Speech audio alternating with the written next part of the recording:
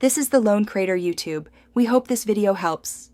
You'll start with the essentials: replacement pads, a soft cloth, and a flat workspace. First, unplug the 3.5 mm cable and set the headset down.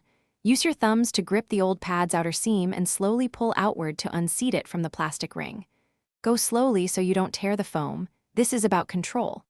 Once the pad releases on one side, work around the circumference until the cup detaches completely, keeping the mounting ring visible for orientation. Now, position the new pad so its inner opening aligns with the speaker grill.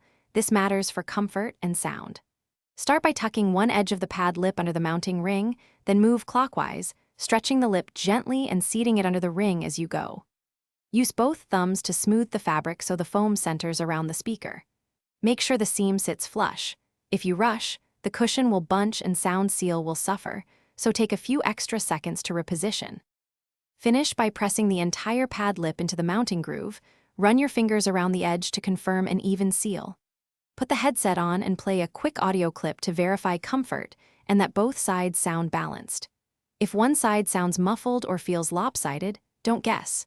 Remove that section and reseat the lip slowly, ensuring no fabric is trapped. Finally, wipe any fingerprints from the driver grill and reattach the cable. You're done. And the headset should feel like new. Thanks for watching. Consider subscribing if we helped you.